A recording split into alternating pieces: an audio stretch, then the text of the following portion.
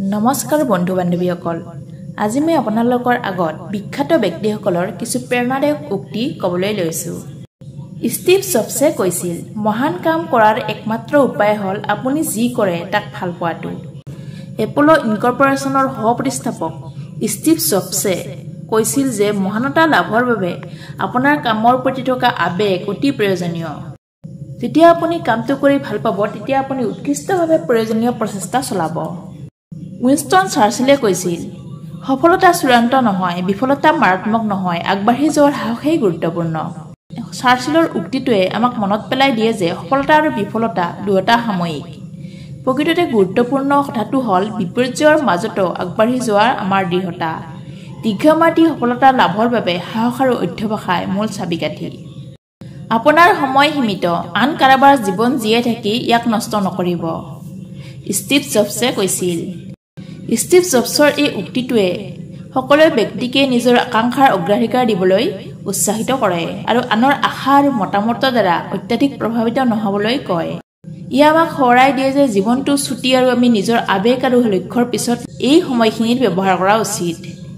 সফলতাৰ পথ আৰু বিফলতাৰ পথ হুবহু একে কলিন আৰ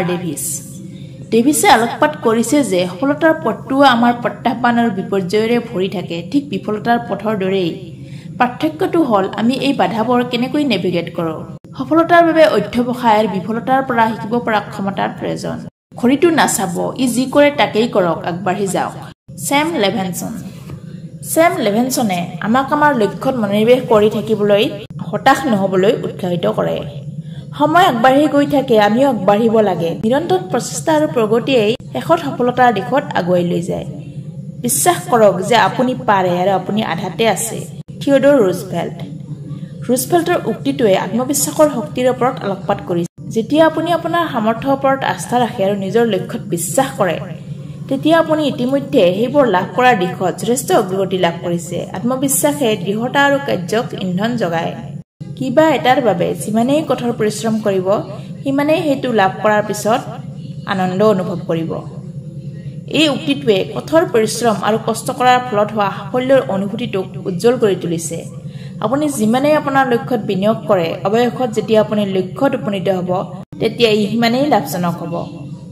এই প্ৰেৰণাদায়ক উক্তিবোৰে আমাক আমাৰ লক্ষ্যত উপনীত হোৱাৰ ক্ষেত্ৰত আবেগ অধ্যৱসায় আত্মবিশ্বাস আৰু কঠোৰ পৰিশ্ৰমৰ গুৰুত্বৰ কথা মনত পেলাই দিয়ে তেওঁলোকে আমাক বাধা অতিক্ৰম কৰি আগবাঢ়ি যাবলৈ অনুপ্ৰাণিত কৰে আনকি প্ৰত্যাহ্বানৰ সন্মুখীন হ'বলৈও অনুপ্ৰাণিত কৰে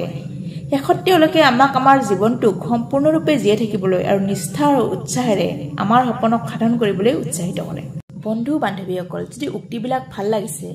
তেনেহ'লে লাইক কৰক কমেণ্ট কৰক আৰু অধিক এনেধৰণৰ ভিডিঅ'ৰ বাবে আমাৰ চেনেলটো ছাবস্ক্ৰাইব কৰিবলৈ নাপাহৰিব